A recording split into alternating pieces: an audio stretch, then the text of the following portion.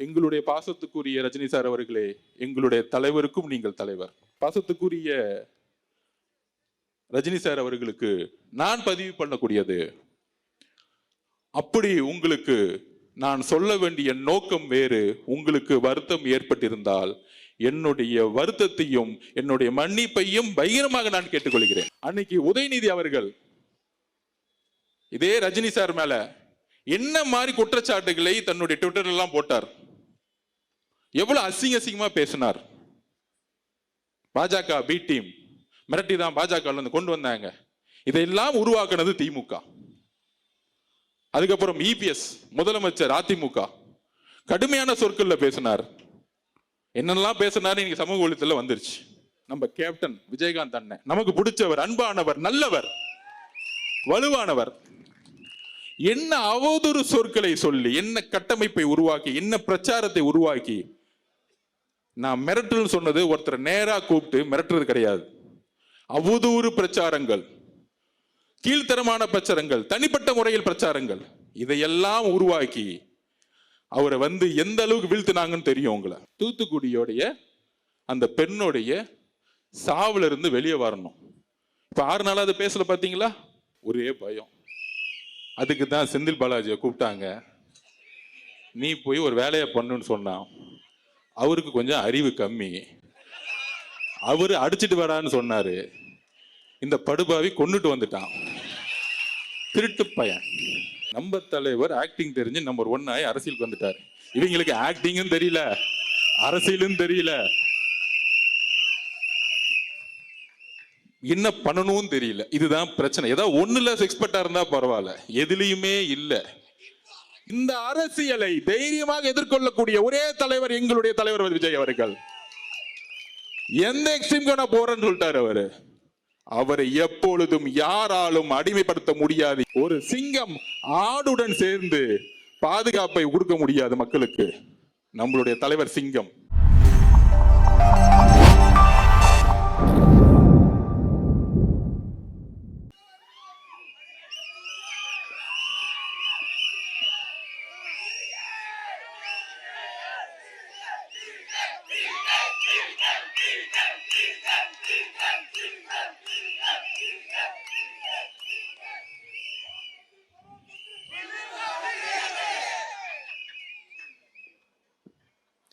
தெய்வத்தால் ஆகாதே நின்னும் முயற்சிதன் மெய்வர்த்த கூலி தரும். சென்னை வடமேற்கு மாவட்ட கழக நிர்வாகிகள், தோழர்கள், தோழிகள் எல்லோருக்கும் என்னுடைய வணக்கத்தை தெரிவித்து, வடமேற்கு மாவட்ட கழக செயலாளர் திரு தணிகாசலம் அவர்களே, முன்னாள் ரஜினி ரசிகர் மன்ற மாவட்ட செயலாளர் திரு சினோரா எஸ் அசோக் அவர்களே, இன்றைய டிவிகே கட்சியின் உறுப்பினரும்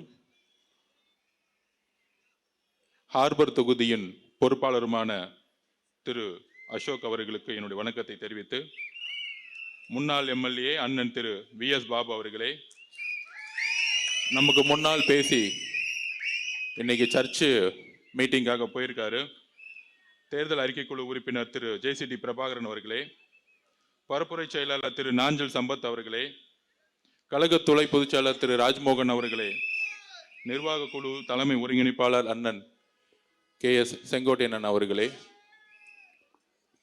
பொதுச் செயலாளர் அண்ணன் ஆனந்தன் அவர்களே, 2026 தமிழகத்தின் முதல்வர், தமிழகத்தின் தலைவர், எங்களுடைய அண்ணன் வெற்றி தலைவர் விஜய் அவர்கள் வணக்கத்தை தெரிவித்து,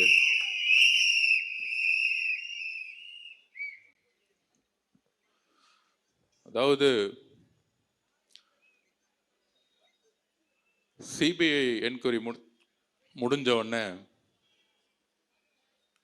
அந்த சிபிஐ என்கொயரிக்கு போகும்போதெல்லாம் இந்த திமுக காரங்களாம் என்ன பண்ணுவாங்கன்னா, மீடியாவில் உட்காந்துட்டு டெல்லியில் கூப்பிட்டுட்டாங்க, அழுத்தம் கொடுக்குறாங்க, சிபிஐ மிரட்டுறாங்க அப்படின்னு ஒரு 5 நாள் பிரச்சாரத்தை உருவாக்குவாங்க. நான் உட்பட அண்ணன் நிர்மல்குமார் எல்லாம் போவோம். அண்ணன் உண்மைகளை சொல்லிட்டு வெளியே வரும் பொழுது நியூஸ் ஒன்று வந்துச்சு. தமிழ்நாட்டில் தேர்தல் கமிஷன் நோட்டிஃபிகேஷன் அனௌன்ஸ் பண்ணிட்டாங்க, தேர்தல் அனௌன்ஸ் பண்ணிட்டாங்க. தமிழ்நாடு மட்டும் இல்லை, 5 மாநிலங்களில். அன்னைக்கு 5 மணிக்கு மாடல் கோட் ஸ்டார்ட் ஆயிடுச்சு. மாடல் கோட் ஸ்டார்ட் ஆயிடுச்சுன்னு என்ன தெரியுமா அர்த்தம்? தெரியுமா உங்களுக்கு? அதாவது பிரச்சாரத்தை எந்த தலைவர் எங்க வேணா ஸ்டார்ட் பண்ணலாம். அப்புறம் 4.25 வருஷம் இல்லை, 4 வருஷம் 11 மாசம் பொம்மை முதல்வரா திரு மு.க. ஸ்டாலின் அவர்கள் இருந்தார். இன்னைக்கு உண்மையாலே பொம்மை முதல்வர் அவர்.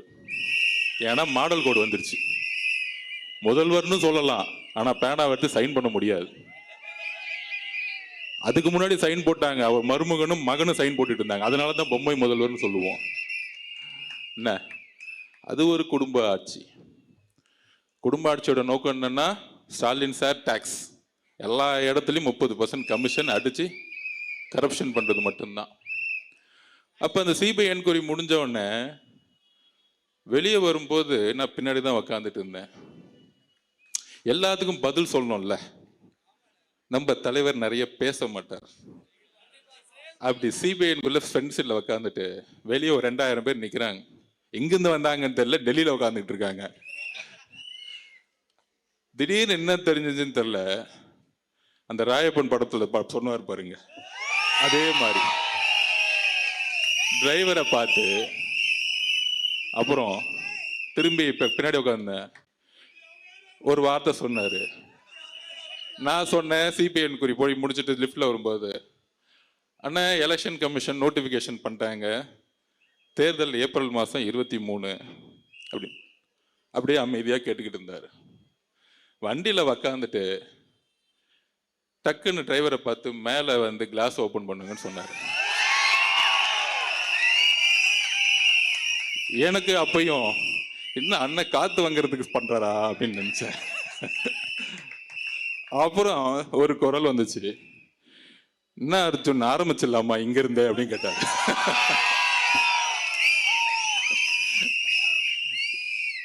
அப்பதான் புரிஞ்சேன், இந்த ஒரு வாரமா திமுக காதருங்க ஒரு நெரேட்டிவ் செட் பண்ணாங்களே, CBI office CBI office CBI ஆபீஸ்ன்னு. இந்த 8 மாசமா முதலமைச்சர் ஸ்டாலின் பார்த்து பயந்த ஒரே தலைவர் எங்களுடைய தலைவர். அவருக்கு இபிஎஸ் பார்த்தா பயம் இல்ல. அப்புறம் யாரோ ஒருத்தர் பிஜேபி தலைவரா ஒருத்தரை போட்டிருக்காங்க, பேர் கூட வர மாட்டேங்குது, மறந்து போச்சு. அந்த மாதிரி பல தலைவர்கள் சுத்திக்கிட்டு இருக்காங்க. எல்லாம் ஓகே, எல்லாம் திமுகவோட கூட்டணி போட்டு வச்சிட்டு இருக்காங்க. அண்ணா முதலமைச்சர் ஸ்டாலின் அவருக்கு ஒரே பயம், தலைவர் எப்பெல்லாம் வீட்டை விட்டு வெளியே வராரோ, மக்களை பார்க்க வராரோ, அதனால ஒரே பயம். அதுக்கு தான் செந்தில் பாலாஜியை கூப்பிட்டாங்க. நீ போய் ஒரு வேலையை பண்ணுன்னு சொன்னான். அவருக்கு கொஞ்சம் அறிவு கம்மி, அவரு அடிச்சுட்டு வரான்னு சொன்னாரு. இந்த படுபாவி கொன்னுட்டு வந்துட்டான், திருட்டு பையன். ஆக்சுவலா ஸ்டாலினை மாட்டி விட்டதே செந்தில் பாலாஜி தான் கொலை குற்றத்துல. நாளைக்கு இதுக்கு பின்னாடி என்ன அஜெண்டா இருக்குன்னு செந்தில் பாலாஜிக்கு தான் தெரியும். அவர் நம்மள எதிரியா நினைச்சிட்டு இருக்காரு. அவர் பேச விடாம நிப்பாட்டுறானா, நம்மள மக்களை கொன்னு குவிச்சிட்டு ஒரு வாரமா நாடகம் ஆடி நம்ம மேல கொலைப்பள்ளி சொல்லி அதை சுப்ரீம் கோர்ட்ல நம்ம நிரூபிச்சது. அந்த ஜட்ஜிக்கே புரிஞ்சிச்சு மகேஷோட ஆக்டிங்கு, அதுக்கப்புறம் செந்தில் பாலாஜியோட ஆக்டிங்கு, காலையில உதயநிதியோட ஆக்டிங்கு. என்ன பிரச்சனைனா, நம்ம தலைவர் ஆக்டிங் தெரிஞ்சு நம்பர் 1 ஆகி அரசியலுக்கு வந்துட்டார். இவங்களுக்கு ஆக்டிங்கும் தெரியல, அரசியலும் தெரியல, என்ன பண்ணணும் தெரியல. இதுதான் பிரச்சனை. ஏதாவது ஒண்ணுல எக்ஸ்பர்ட்டா இருந்தா பரவாயில்ல, எதுலயுமே இல்ல. மூளையில என்ன இருக்குன்னு தெரியல. பிறக்கும் போதே களிமண்ணு மட்டும்தான் பெற்று வச்சிருக்காங்கன்னு தெரியல. சரி, அதை விடுங்க, நம்ம அந்த விமர்சனக்குள்ள போக வேணாம். நம்ம ஏதாவது ஒரு வார்த்தை சொன்னா அது 100 வார்த்தை ஆக்கி டிபேட் ஆக்கிட்டு இருக்காங்க. அப்ப இந்த கொலையை செஞ்ச பிறகு நம்ம மேல கொலைப்பள்ளி சொல்லி இன்னைக்கு பாருங்க, நம்ம அண்ணன் செந்தில் பாலாஜி அண்ணன் என்கொயரி போயிருக்காரு. உங்க மேல கொலைப்பள்ளி இருக்குன்னு டவுட் வந்தனால தான் ஏன் உங்களை கூப்பிட்டு என்கொயரி பண்ணிட்டு இருக்காங்க. இவ்வளவுதான் சிம்பிள். அப்ப போலீஸும் அவங்க கிட்ட இருக்கு, ஜட்ஜு அவங்க கிட்ட இருக்கிறாரு. 1 நம்பர் கமிஷன் போட்ட ஜட்ஜு அவங்க இப்படிலாம் ஏமாத்தி நம்ம மேல கொலை பழி சொன்னாங்க. போட்டு நம்ம மேல ஒரு எஸ்ஓபியை போட்டாங்க. ஸ்டாலின் ப்ரொசீஜர் கோட், ஸ்டாலின் எஸ்ஓபியை போட்டு முடிச்சிட்டான். Stalin operating procedure. அப்ப அதை போட்டுட்டு என்ன பண்ணாங்க, தமிழக வெற்றி கழகத்துக்கு மட்டும்தான் கூட்டம் வரும். உடனே சொல்றாங்க, அது என்ன தமிழக வெற்றி கழகம் மட்டும் கூட்டத்தை கண்ட்ரோல் பண்ண முடியல அப்படின்னு ஒரு பிரச்சாரமா. யாரு கூட இருக்கக்கூடிய வித்வான்கள் நல்லா வித்வானம் பண்ணுவாங்க, காசை வாங்கிட்டு டக்க டக்க டக்க டக்க டக்குன்னு அடிச்சுட்டே இருப்பாங்க. டிவியில வைக்காது, இதுதான் டிபேட்டே. ஆனா மக்கள் 5% எவரும் நியூஸ் சேனல் பாக்குறதே கிடையாது. திமுக காரங்க மட்டும் பார்த்து பார்த்து பார்த்து ஆஹா சூப்பர்ப்பா நல்லா பேசுறாருப்பான்னு நல்ல காசை கொடுத்து வாங்க என்ஜாய் பண்ணிட்டு இருப்பான். அப்ப இந்த கொலைப்பள்ளியை சுமத்துனாங்க, எஸ்ஓபியை போட்டாங்க. நம்ம கிட்ட என்ன கூட்டத்தை கட்டுக்கடங்காத கூட்டத்தை கண்ட்ரோல் பண்ண முடியல. இப்ப ஒரு திருச்சியில மாநாடு பண்ணாங்களே, பெரிய மாநாடு. அந்த மாநாடு பேர் என்ன தெரியுங்களா? வேவ் ஸ்டாலினா. அதுவும் நம்மளை பார்த்து காப்பி. வேவ்னா என்ன தெரியுங்களா? மக்கள் கூட்டம் அலையலையா வருது. எல்லாம் 300 ரூபா கூட்டிட்டு வந்து பஸ் டிரான்ஸ்போர்ட்ல உட்கார வைக்கல. எங்கேயா வேவ் வரப்போகுது உங்களுக்கு? 22 கட்சி கூட்டணி வச்ச உங்களுக்கு மக்களே வரலன்னா அந்த கூட்டணி கட்சிகள் தவிர எவனும் கட்சி தலைவர்கள் தவிர யாரும் ஓட்டு போட போறது இல்லை. இதுதான் அரசியல், இதுதான் தேர்தல் அரசியல். மக்கள் உங்கள் மேல நம்பிக்கை இழந்த பிறகு கூட்டணி கட்சியில் இருக்கக்கூடிய தொண்டர்கள் எப்பயும் உங்க மேல வந்து நம்பிக்கை இழந்துட்டாங்க. சரி, அப்படிலாம் இருக்கும் பொழுது நம்ம என்ன பண்ணோம் அப்படின்னா, கூட்டம்லாம் இவங்களுக்கு வராது, மக்கள் தோணிச்சிட்டாங்க. அப்ப என் மேல இப்ப வந்து ஒரு விமர்சனம் வருது. அந்த விமர்சனத்துக்கு ஜனநாயக பூர்வமாக பதில் சொல்லக்கூடிய இடத்துல இருக்கும். நம்ம ஒன்றும் பிறப்பால் முதலமைச்சர் ஆகிறோம் இல்லையே, பிறப்பால் துணை முதலமைச்சர் ஆகிறோம் இல்லையே, என்ன கேள்வி கேட்டா நீ கேள்வி கேட்பியா அப்படின்னு முடக்கக்கூடிய இடத்துல நம்ம இல்லை. நம்ம ஒரு சாமானிய கட்சி, இன்றைக்கும் ஒரு சாமானியனாக நம்ம இருந்துகிட்டு இருக்கோம். அதிகாரத்தில் இருந்து இன்றைக்கும் பேசவில்லை. ஆனால் எங்க ஆதிக்கம் இருக்கிறதோ அங்கு முதல் குரல் டிவி கேளந்து ஒலிக்கும். இதுதான் எங்களுடைய கட்சி. அப்படி சிபிஐல என்கொயரி முடிஞ்ச உடனே பிரச்சாரத்தை அப்படி மேல எந்திரிச்சார். டைவர்ட் ஆயிட்டேன்னு நினைக்கிறேன். இதுதான் நம்ம பிரச்சனை. அவ்வளவு கோவம் உள்ள இருக்கு. அப்ப மேல எந்திரிச்சாரு. அப்படி எந்திரிச்சு மேல நின்று ஆரம்பிக்கலாமான்னு கேட்டாரு. அப்படி மேல எந்திரிச்சு என்ன பண்ணாருன்னா, சிபிஐ ஆபீஸ்குள்ள இருந்தே மேல எந்திரிக்கிறாரு. அண்ணனுக்கு தைரியம் இருக்கு, அது வேற மாதிரி தைரியம். அப்ப எந்திரிச்சு அந்த கேட்டுக்கு வெளியே வந்து மேல பார்த்துட்டு அங்க 2000 பேர் நான் கையை காமிச்சிட்டு பத்திரமா இறங்கிட்டு, இது போதுமா அப்படின்னு கேட்டார். இது போதும்னு அப்படின்னு நானும் சொன்னேன்.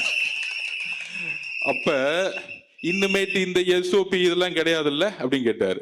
எங்க வேணா போலான்னா தேர்தல் கமிஷனோட ரூல்ஸ்ல எல்லா தலைவரும் எந்த ரோட்டுக்கு வேணா போல. நான் இன்னுமேட்டு ஒவ்வொரு நொடியும் நான் மக்கள் கிட்ட இருக்கணும், வேலையை ஆரம்பிங்கன்னு சொல்லிட்டார்.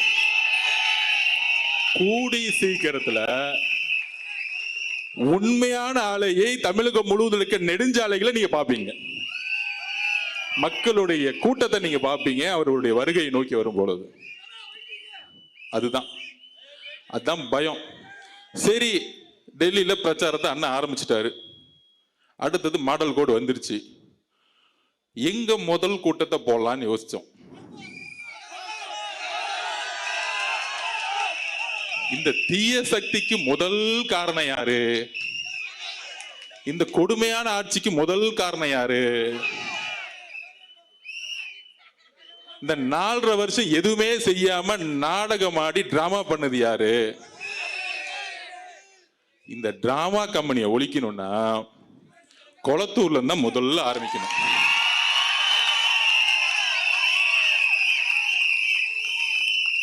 எங்களுக்கெல்லாம் பயமே கிடையாதுயா.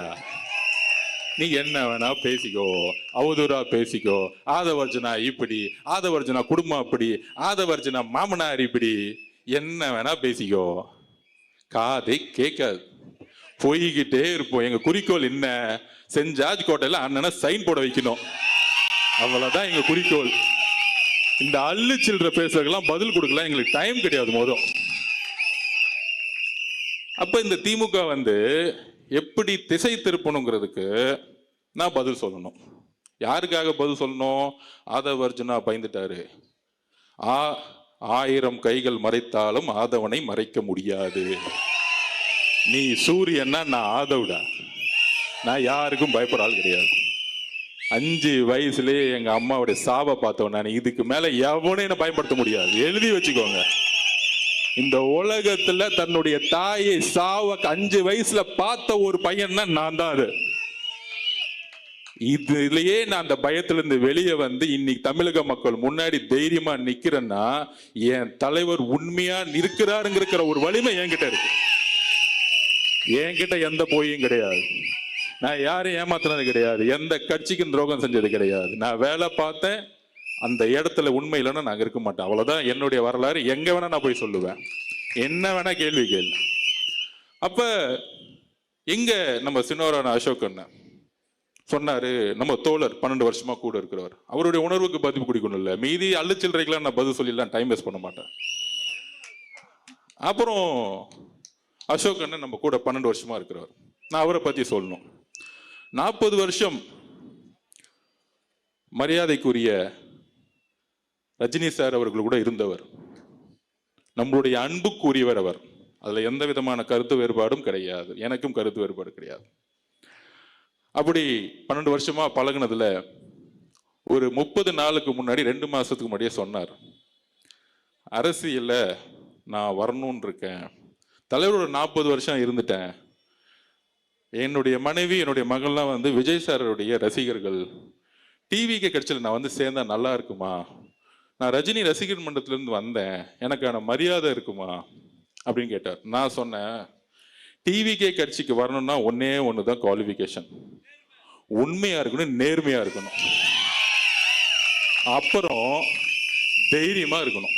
இந்த 3 குவாலிஃபிகேஷன் தான், வேற ஒண்ணுமே கிடையாது. உங்க அப்பா மினிஸ்டரா, எம்எல்ஏவா, பணக்காரனா, கோடீஸ்வரனா, எந்த குவாலிஃபிகேஷனுக்கு அண்ணன் கிடையாது. இன்னைக்கு 234 வேட்பாளர்களை அண்ணன் உருவாக்குனாரு. அதுல பாதிக்கு மேற்பட்ட இல்ல, முக்காவாசி வேட்பாளர்கள் ஒரு ஆட்டோ ஓட்டுநர், ஒரு மீனவர், ஒரு விவசாயி. கையில 10 லட்சம் கூட கிடையாது. ஆனால் அண்ணன் தேர்ந்தெடுக்கக்கூடிய வேட்பாளர்கள் யார் தெரியுமா? மக்களிடம் உண்மையாக நேர்மையாக ஒரு எம்எல்ஏ ஆன அடுத்த 5 வருஷம் மக்களை நேர்மையாக பார்க்கக்கூடிய ஒரு எம்எல்ஏ உருவாக்கிட்டு இருக்காரு. இதை புரிஞ்சுக்குவாங்க. எடுத்தவொடனே உங்களை மாதிரி 50 கோடி இருக்குமா, 1000 கோடி செலவு பண்ண முடியுமாலாம் அவர் கேட்க மாட்டார். அப்ப நான் அசோக் சொன்னேன், சரிண்ணே அதெல்லாம் ஒண்ணும் இல்ல, நீங்க வாங்கன்னு சொன்னேன். ஏன்னா ரஜினி ரசிகர்களுக்கு தெரியணும்ல உண்மை என்னன்னு. இந்த சூழ்ச்சியில இப்ப நடுவில் பண்ணது யாருன்னு சொல்றேன், எக்ஸாம்பிளே சொல்றேன். அப்ப தலைவரை பார்க்க போறார் அசோக் அண்ணன். அசோக் ஒரு 5 பேர் அன்னைக்கு சேர்ந்தாங்க. நம்ம தனபால் சார் பையன்லாம் இருக்காரு பாருங்க, பழைய ஸ்பீக்கர், அவருடைய பையன்லாம் சேர்ந்தாரு. 4 பேரை பேசி முடிச்சாங்க. லாஸ்ட்ல தான் அண்ணன் போனார். என்னடா 40 நிமிஷமா பேசிக்கிட்டே இருக்காரு அவரும் ஒரு பையனும், என்னடா வெளியே வரவே மாட்டேங்கிறாரு அப்படின்னு. திடீர்னு கதவை திறந்து நான் பாக்குறேன், 3 பேரும் பயங்கரமா சிரிச்சுக்கிட்டு இருக்காங்க. யாரு? நம்ம தலைவர் விஜய் சாரும் அசோக் சாரும் பையனும் சிரிச்சுக்கிட்டே இருக்கிறாங்க. ஆமா. அப்ப என்னடா இது பயங்கரமா சிரிச்சிருக்காங்க. அப்போ வந்து சரி டிஸ்டர்ப் பண்ணோன்னு வெளியே வந்துட்டேன். வந்த பிறகு அசோக் சார்கிட்ட கேட்டேன், என்ன அப்படி பேசிட்டு இருக்கீங்க அப்படின்னு. நம்ம தலைவரை பத்தி தெரிஞ்சுக்கணும். அப்ப அவர்கிட்ட கேட்டிருக்காரு, நான் 40 வருஷம் தலைவர் ரஜினி சார் கிட்ட இருந்துட்டு வந்துட்டேன், என்ன உங்களோட அக்செப்ட் பண்ணுவீங்களான்னு கேட்டார். அப்புறம் இன்னொன்னு சொன்னார், டிசம்பர் 12ஆம் தேதி ஆனா நியூஸ் பேப்பர்ல நான் விளம்பரம் கொடுப்பேன், நான் அவரை போய் பார்ப்பேன், அதெல்லாம் உங்களுக்கு பிரச்சனையான்னு கேட்கும் பொழுது, உங்களுக்கு தலைவர் எப்படியோ அதே மாதிரி நான் சினிமாவில் இருக்கும்போது எனக்கு ஒரு தலைவர்னு சொன்ன மனிதர் எங்களுடைய தலைவர். நீங்க போய் சிறப்பா செயல்படுங்க, உங்களுக்கு என்ன வேணும்னு கேட்டார். அப்ப அசோக் சார் சொன்னாரு, நான் ஹார்பர் தொகுதியில போய் வேலை பார்க்கிறேன். யாரு? அண்ணன் பாருங்க, சேகர் பாபு தொகுதியில போய் வேலை பார்க்கிறேன். உடனே அப்ப சொன்னாரு, தாராளமா போய் வேலை பாருங்க அப்படின்னு கூப்பிட்டு, அவருக்கு என்ன வேணுமோ பண்ணி கொடுங்க, கட்சியில அவருக்கு என்ன பொறுப்பு கொடுக்கணுமோ கொடுத்துருங்க அப்படின்னு சொன்ன தலைவர் எங்களுடைய தலைவர். இதெல்லாம் தெரிஞ்சுக்கணும். ரஜினி ரசிகர் மன்றத்திலிருந்து வந்தவருக்கு கட்சியில பொறுப்பையும் கொடுத்து அவருக்கான அங்கீகாரம் கொடுத்து மேடை ஏற்றிய ஒரே கட்சி நம்மளுடைய தமிழக வெற்றி கழகம். அப்ப நம்மளை டைவர்ட்லாம் எப்படி பண்ணுவாங்க, எப்படி ஃபோக்கஸ் பண்ணுவாங்க, அதுக்கு தான் சென்னையில் நடந்த ஆர்ப்பாட்டத்தை பத்தி பேசிட்டு இருந்தேன். அந்த ஆர்ப்பாட்டத்தில் என்ன நடந்துச்சு? இது தலைவர் ரஜினி சார் அவர்களுக்கே தெரியும். அதை நான் எக்ஸ்பிளைன் பண்ண முடியல. என்ன எக்ஸ்பிளைன் பண்ணல? அன்னைக்கு 30 நிமிஷத்துக்கு மேல பேசிட்டு இருந்தா காவல்துறை நிப்பாட்டினாங்க. அதை டீட்டெயிலாக நம்ம எக்ஸ்பிளைன் பண்ணோம்ல. அப்ப டீட்டெயிலா என்ன எக்ஸ்பிளைன் பண்ணோம்னா, இந்த பிரச்சனையை பத்தி எக்ஸ்பிளைன் பண்ணல. இந்த 5 வருஷமா என்ன கடுமையா திட்டுறாங்களா, அதை பத்தி இல்லை. இந்த ஒரு வாரமா கடுமையான மன வலியில தலைவர் இருக்கிறாரு, நானும் இருக்கிறேன், இங்க இருக்கக்கூடிய பல்வேறு நிர்வாகிகள் இருக்காங்க, தமிழ்நாடே இருக்கு. அது என்னது? அன்னைக்கு ஆர்ப்பாட்டம் தமிழ்நாட்டிலே முதல் முறையாக தமிழகம் முழுவதும் உருவாக்கிய கட்சி நம்மளோட கட்சி. அந்த ஆர்ப்பாட்டம் எதற்கு? சட்டம் ஒழுங்கு பாதுகாப்பு. அதுல என்ன பிரச்சனை? தூத்துக்குடியில இந்த ஊடகங்களையும் ஒட்டுமொத்த தமிழக மக்களையும் எல்லோரையும் நான் கேட்டுக்கிறேன், வலியோட கேட்கிறேன். தூத்துக்குடியில ஒரு 12th ஸ்டாண்டர்ட் 12ஆம் கிளாஸ் படிக்கக்கூடிய மாணவி, 15 வயசு கூட ஆகல, டெல்லியில நிர்பயா பாதிக்கப்பட்டார், கற்பழிக்கப்பட்டார், கொல்லப்பட்டார், இந்தியாவே கொதித்து இருந்துச்சு. இந்த பிரச்சனையை திசை திருப்பதுக்கு தான் இவ்வளவு பெரிய நாடகம் 5 நாளா ஓடிக்கிட்டு இருக்கு. இதை சோசியல் மீடியா வாரியர்ஸும் புரிஞ்சுக்கணும், தமிழக மக்களும் புரிஞ்சுக்கணும். இந்த அவதூறான பிரச்சாரம் எனக்கு எதிராக ஏன் உருவாக்கப்பட்டது அப்படின்னா, இந்த தூத்துக்குடியோடைய மரணம் கொடூரமானது. அன்னைக்கு முதல் முறையாக தமிழக வெற்றி கழகம் தான் இதை உறுதியா சொன்னோம். தூத்துக்குடியில ஏற்பட்ட மரணம் எப்படிப்பட்டது? 6 மணிக்கு அடுத்த நாளே நான் தூத்துக்குடி போயிட்டேன், வீட்டுக்குள்ள போயிட்டேன். அப்ப அந்த அம்மா சொல்றாங்க, பக்கத்துல உங்க அத்தைக்கு கோவம் வருது, நம்ம மேலேயும் டக்குன்னு கோவப்படுறாங்க. நான் 5 நிமிஷம் பேசி முடிச்சோன்னு அமைதியா உட்காந்தாங்க. அப்ப அவங்க உறுதியா சொல்றாங்க, என்னன்னா சொல்ல முடியல, வார்த்தைகள் வரல. அவங்க அம்மா சொல்றாங்க, என் பொண்ணு 6 மணிக்கு கழிவறை போறதுக்கு வீட்டை விட்டு வெளியே போனாங்க. அங்கிருந்து 50 மீட்டர் கூட கிடையாது. 7 மணி ஆச்சு, 7:30 மணி ஆச்சு, காணோம். காவல்துறை கிட்ட போறோம், போலீஸ் ஸ்டேஷன்ல, திருப்பியும் காணோம். சார், காவல்துறை கிட்ட போகும்போது திருப்பியும் முடியாதனால நாங்க தேடி தேடி பார்க்கிறோம், ஊர் மக்கள் ஃபுல்லா தேடி பார்க்கிறோம். அடுத்த நாள் 2:30 மணிக்கு கண்டுபிடிச்சிருக்காங்க அந்த குழந்தையோட உடலை. அந்த குழந்தையோட உடல்ல ஒட்டு துணி கிடையாது, கற்பழிக்கப்பட்ட பெண். இன்னும் 6 நாள் ஆச்சு, இன்னும் போலீஸ் கண்டுபிடிக்க முடியல. அக்கா கனிமொழி அக்கா போனாங்க, ஆனா ஊருக்குள்ள உடலை. உடனே கனிமொழி அக்கா மேல ஒரு மீடியா அவங்களை உள்ள உடலுன்னு பெருசா சொன்னாங்க. நான் கேட்கிறேன், எங்கு முதலமைச்சர் ஏன் அந்த இடத்துக்கு போல? ஏன் தூத்துக்குடிக்கு அந்த பெண்ணுடைய வீட்டுக்கு போல? இதனால்தான் நான் கோவப்பட்டு முட்டாள் முதலமைச்சர்னு சொன்னேன். அவர் மேல அவதூறு பரப்புறதுக்காக இல்ல, அவரை குற்றம் சொல்ல வேண்டதுக்காக கிடையாது. ஒரு வழி, என்னுடைய வீட்டில் என் தங்கைக்கு இந்த உணர்வு ஏற்பட்டால் ஒரு அண்ணனாக என்ன கோவமோ அந்த கோபம் எனக்கு உண்மையில ஏற்பட்டது. அன்னைக்கு என்னுடைய பேச்சு கோபத்தில் வந்த வெளிப்பாடு, என்னுடைய உணர்விலிருந்து ஏற்பட்ட வெளிப்பாடு. அதனாலதான் அடுத்த நாளே 9 மணிக்கு நான் கிளம்பி தூத்துக்குடிக்கு போனேன். அதை கேட்கும் பொழுது இது அரசியல் அல்ல, நாம் எங்க வாழ்ந்துகிட்டு இருக்கோம், என்ன அரசியலை உருவாக்கிட்டு இருக்கோம். அக்கா கனிமொழியை திட்டுவாங்க, ஏன் ஒரு பெண்ணு தான் அந்த இடத்துக்கு போகணுமா? என்னோட சொந்த தங்கையா இருந்தா ஒரு ஆண் போக கூடாதா? எங்கே போனார் முதலமைச்சர் மு.க. ஸ்டாலின் அவர்கள்? அதுக்கு மேல என்ன வேலை இருக்கு உங்களுக்கு? எங்கே போனார் துணை முதலமைச்சர் உதயநிதி அவர்கள்? இதுக்கு மேல என்ன வேலை இருக்கு உங்களுக்கு? ஒரு பெண் மானங்கப்படுத்தப்பட்டு, ஒரு பெண் ஒட்டு துணி இல்லாம தூக்கி எரிஞ்சு, ஒரு ஊரே அன்னைக்கு 2.5 மணி நேரம் தேடி, ஒரு காவல்துறை கூட 18 மணி நேரம் அந்த ஊருக்குள்ளேயே போவாம, ஒரு கலெக்டர் போவாம, ஒரு எம்எல்ஏ போகாம, ஒரு கவுன்சிலர் போவாம, திமுகவுடைய அமைச்சர்கள் போவாம, முதலமைச்சரும் போல, துணை முதலமைச்சர் உதயநிதியும் போல. ஆனால் அன்னைக்கு நான் பேசிய ஒரு வார்த்தையை எடுத்துக்கிட்டு இந்த ஒரு வாரம் ஆதவர்ஜினாவை திட்டக்கூடிய இந்த திமுகவும் திமுகவுடைய ஊடகங்களும் மிகப்பெரிய அவமானப்படுத்தக்கூடியவர்கள். ஆதவர்ஜினா இதுக்கு வெட்கப்பட வேண்டியதில்லை. நான் எதற்கும் தைரியமானவன், எதற்கும் பயப்படாதவன். அச்சமில்லை அச்சமில்லை அச்சம் என்பதில்லையே, உச்சி மீது வான் இருந்து வீடு இருந்த போதிலும் அச்சமில்லை அச்சம் என்பதில்லையே. 12 வயசுல படிச்சவன் பாரதியார் கவிதையை. உங்களுடைய தவறுகளை நாங்கள் உறுதியாக உண்மையாக எடுத்துரைத்துக் கொண்டே இருப்போம். இதுக்கு டிவிக்கு தவிர வேற எந்த கட்சியும் போல. எங்க போனது? திமுக கூட்டணியில் இருக்க 22 கட்சி யாரு பாதிக்கப்பட்ட பெண்ணுடைய வீட்டுக்கு போனாங்க? அந்த அம்மா கிட்ட பேச போனாங்களா? அந்த அம்மாவோட கோரிக்கை என்ன தெரியுமா? கடைசி நிமிஷத்துல இதை யாரு செய்தார்களோ அவர்களை இந்த சமூகத்தின் முன்பு நிறுத்துங்கள், அவர்களுக்கு தண்டனை வாங்கி கொடுங்கள். ஏனென்றால் என்னுடைய பெண் குழந்தை போல இன்னொரு பெண் குழந்தைக்கு தமிழ்நாட்டில் இந்த நிலைமை ஏற்படுத்த கூடாது சொன்னவர் என்னுடைய அம்மா. தூத்துக்குடியில் இருக்க பாதிக்கப்பட்ட அம்மா தன் குழந்தையை இறந்தாலும் அவர்கள் கவலைப்பட்டது இன்னொரு பெண் குழந்தைக்கு இந்த பிரச்சனை நடக்கக்கூடாதுன்னு பேசினாங்க என்கிட்ட. ஆனால் இதை மூடி மறைக்கணும். நிர்பயா சகோதரர் பாதிக்கப்பட்டது போல இந்த பிரச்சனையை தமிழக மக்களுக்கு கொண்டு போய் சேர்த்தக்கூடாது. தலைவர் ரஜினி சார் அவர்களே, உங்கள் மீது எங்களுக்கு எந்த வெறுப்பும் கிடையாது, உங்கள் மீது எங்களுக்கு அன்பு மட்டும்தான் இருக்கிறது.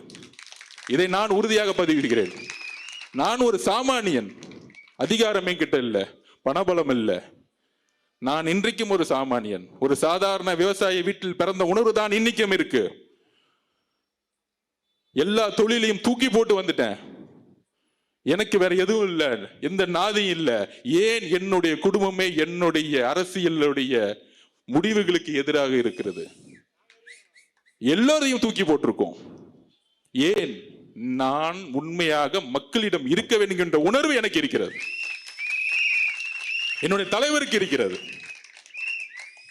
அவதூறுகளை பத்தி கவலைப்படல. 5 வயசுல என்ன அனாதன்னு சொன்னாங்க, 12 வயசுல என்ன குறிக்கோள் இருக்கும் போது நீ ஏழைன்னு சொன்னாங்க, 16 வயசுல பொலிட்டிகல்ஸ் படிக்கும் போது உனக்கு எதுக்கு இந்த வீண் வேலை பொலிட்டிக்கல் சயின்ஸ் படிக்கணும்னு சொன்னாங்க. திமுக நான் வேலை செய்யும் போது உன்னாலெல்லாம் ஜெயிக்க வைக்க முடியுமான்னு என்ன பார்த்து கேட்டாங்க. டிவிக்கு வரும்பொழுது நீ என்ன சாதிப்பன்னு கேட்டாங்க.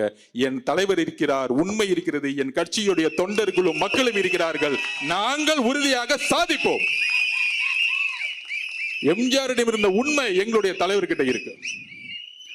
அப்ப தமிழக மக்களே, எதனால என்னுடைய வார்த்தைகள் மாறியது? என்ன பிரச்சாரத்தை திமுக உருவாக்கியது? மற்ற கட்சிகள் எதனால உருவாக்கிறாங்க? நாம் எந்த காலகட்டத்தில் நம்ம இருக்கிறோம் யோசிச்சு பாருங்க.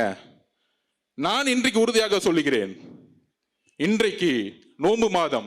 இஸ்லாமிய தோழர்களும் கிறிஸ்துவ தோழர்களும், இஸ்லாமிய தோழர்களே, கிறிஸ்துவ தோழர்களே, தமிழக மக்களே, நாம் உறுதியாக சொல்கிறோம், 234 தொகுதியில் நாம் தனியாக களமாடுகிறோம். உண்மையான இஸ்லாமிய சகோதரர்கள், உண்மையான கிறிஸ்தவர்கள் நாம் உண்மையாக இருக்கிறோம். நம்ம அண்ணனுக்கு பல்வேறு சொல்றாங்களே ஆஃபர்லாம் கொடுத்தாங்க.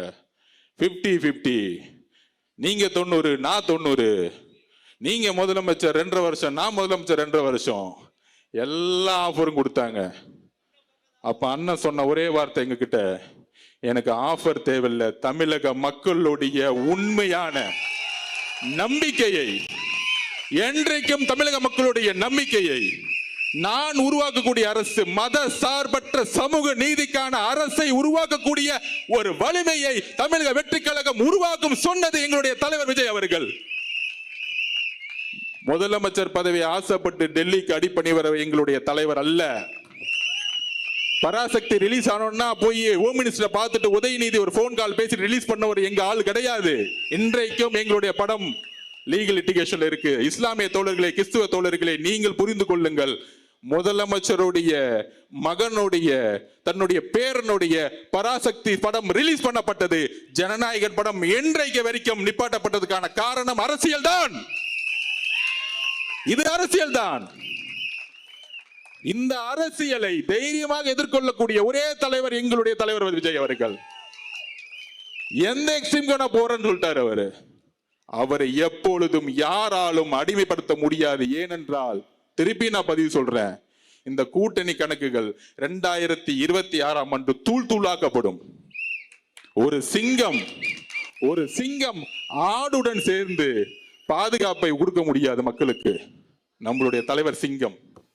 நாம் ஒரு மிகப்பெரிய ஆட்சியை உருவாக்க, பெரியார்களுடைய கொள்கையை உருவாக்க, அம்பேத்கருடைய கொள்கையை உருவாக்க நாம் ஒரு மிகப்பெரிய அரசியலை உருவாக்கிட்டு இருக்கோம். நம்பர் 1. அப்புறம் அன்னைக்கு ஆர்ப்பாட்டத்தில் பேசும்போது நான் தெளிவா பேசினேன். என்ன பேசினேன்? எப்பெல்லாம்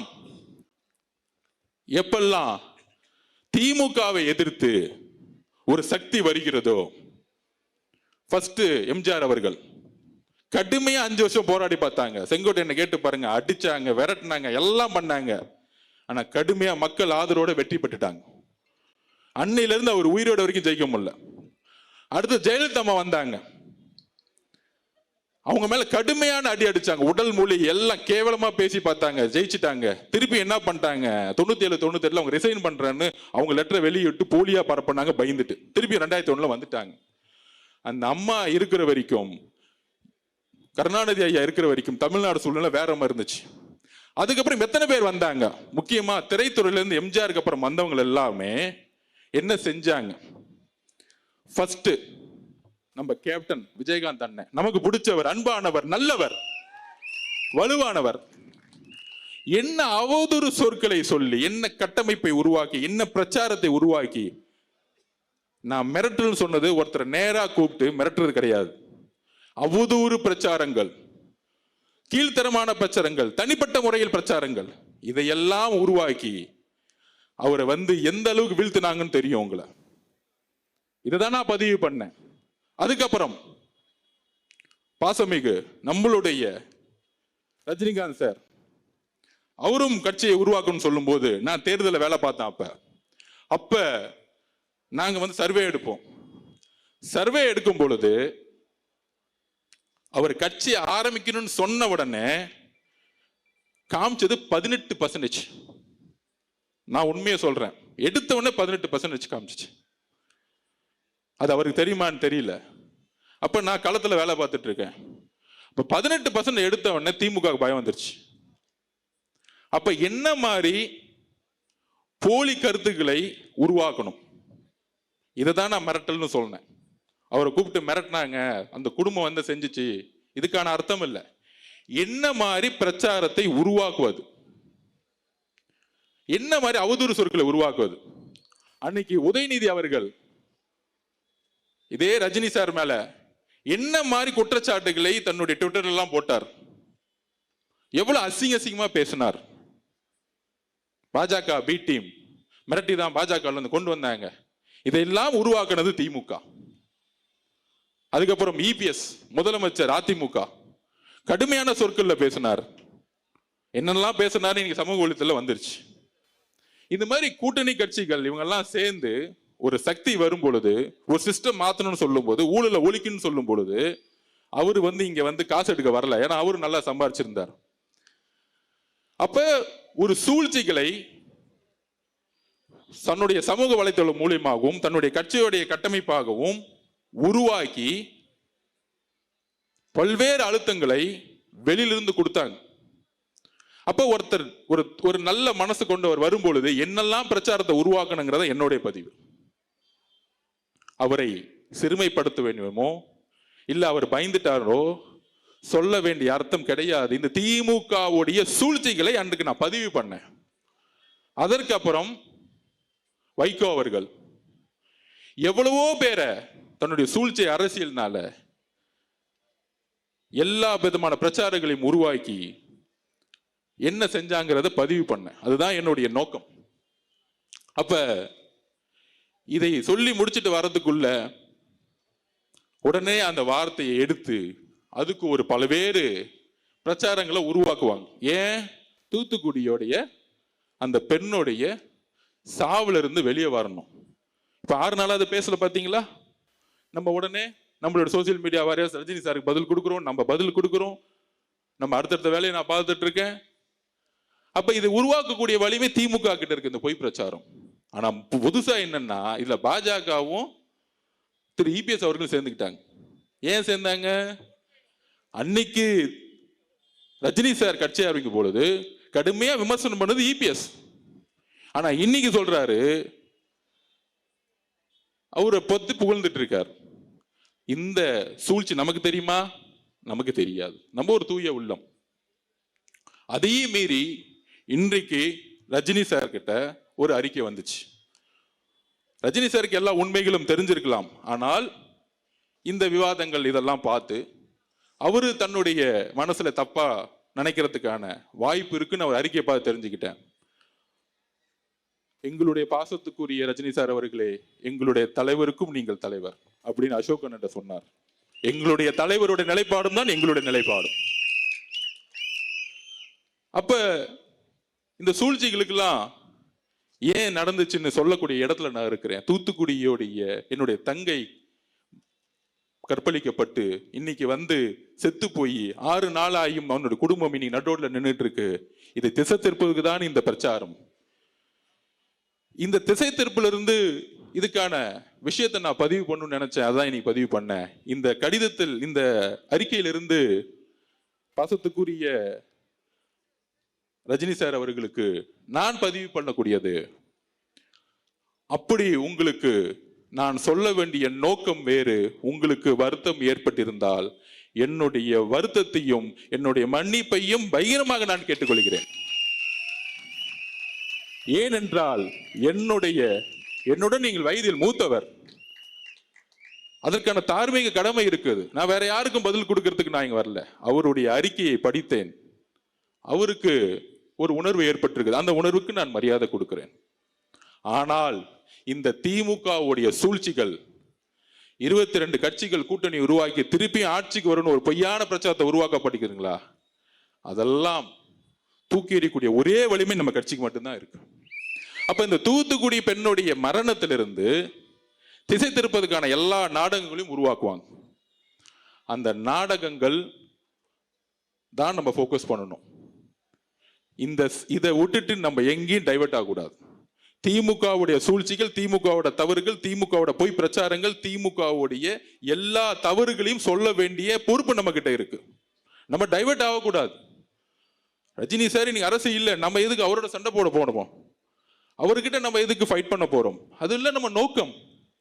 என்னெல்லாம் செஞ்சாங்க, ஒரு புதிய அரசியல் கட்சி தொடங்கும் போது திமுக குடும்பம் என்னெல்லாம் பேசினாங்க, முரசொலியில இதே ரஜினிகாந்த் சாரை பத்தி என்னெல்லாம் எழுதுனாங்க, இதெல்லாம் எப்ப நடந்துச்சு? 5 வருஷத்துக்கு முன்னாடி. இன்னைக்கு ரஜினி சார் இயக்கத்துல இருந்து வந்தவருக்கு ஒரு ஹார்பர் தொகுதியில பொறுப்பு கொடுத்து வேலை பாருன்னு சொன்ன இயக்கம் டிவிக்கு. அப்ப இதற்கான விளக்கங்கள் நாம் கொடுக்க வேண்டிய இடத்துல இருக்கிறோம். ஏனென்றால் நம்மளுடைய ஒரே போக்கஸ் திமுகவுடைய சூழ்ச்சிகள்.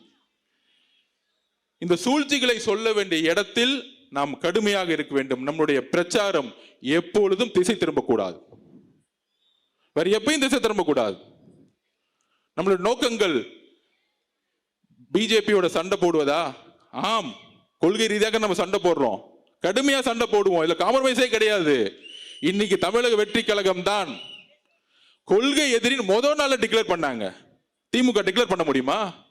திமுக முன்னாடியே, நான் திருப்பி சொல்றேன், திமுக முன்னாடியே பிஜேபி கூட சேர்ந்தது. இனிமேட்டு எதிர்காலத்தில் சேர மாட்டாங்கன்னு சொல்ல முடியுமா? எப்ப வேணா சேருவாங்க அதிகாரத்துக்காக. ஆனால் கொள்கை எதிரின்னு சொன்ன இயக்கம் நம்மளுடைய கட்சி. அந்த அளவிற்கு நாம் கொள்கைகளை உள்வாங்கி 234 தொகுதியிலும் உறுதியாக உண்மையாக நாம் போட்டியிடுவதற்கு எல்லா விதமான மக்கள் ஆதரவு நமக்கு இருக்கு. எந்த அழுத்தங்களும் நமக்கு கிடையாது. எந்த அழுத்தங்கள் இருந்தாலும் நாம் எதிர்கொள்வோம். இதுதான் உண்மை. அதில் மிகப்பெரிய வெற்றியும் பெறுவோம். அதனால நம்மளுடைய கொள்கைகளும் கோட்பாடுகளும் தெளிவா இருக்கு. கொளத்தூர்ல ஆரம்பிச்சு முதலமைச்சர் இங்கு தோற்கடிக்கப்படணும். முன்னாள் முதலமைச்சர் ஆக்கக்கூடிய வலிமை கொளத்தூர் மக்களுக்கு இருக்கு. மு.க. ஸ்டாலின் அவர்கள் தோக்கணும்னா முதல்ல கொளத்தூர் மக்கள் இருந்து நம்ம ஆரம்பிக்கணும். அவர் ஒண்ணு செஞ்சிருக்காரு, ஒரு உண்மையை இங்க பண்ணிருக்கிறார், வாக்குறுதியை நிறைவேற்றிட்டார். கொளத்தூரை உண்மையால குளமா மாத்திருக்கிறார்.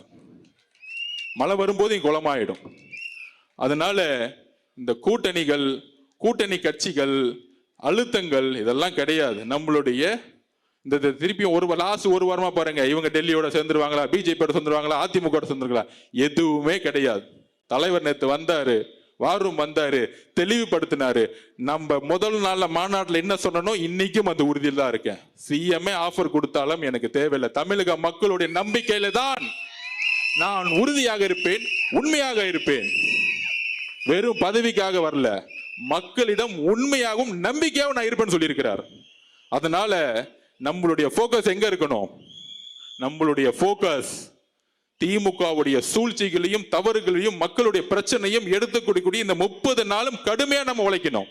வேற எந்த போக்கஸும் நம்ம கிடையாது, வேற எந்த ஈகோவும் கிடையாது, வேற எந்த தலையில வந்து தனக்கணமும் நம்ம கிடையாது. இங்க நம்ம வீரன் அதெல்லாம் கிடையாது. நம்ம ஜெயிக்கணும், எலெக்ஷன்ல ஜெயிக்கணும், இந்த ஆட்சியை தூக்கி எறியணும், சென்ட் ஜார்ஜ் கட்டில உண்மையான மக்கள் ஆட்சியை உருவாக்கணும். இதுதான் நான் சொல்ல வரேன். அதனால நாம் மக்கள் ஆட்சியை நம்மளுடைய தலைவருடைய வழியில் உருவாக்குவோம். இந்த குளத்தூர் முடிச்சுட்டு நாளைக்கு ஹார்பர்ல நம்ம அசோக் அண்ணனை வச்சு ஒரு மீட்டிங்கை போடுவோம். அடுத்து சேகர் பாபு அண்ணனுக்கு அடுத்த ஒரு மீட்டிங்ல கொஞ்சம் பதில் சொல்ல வேண்டியது இருக்கு. கூடிய சந்திப்போம். தேங்க்யூ.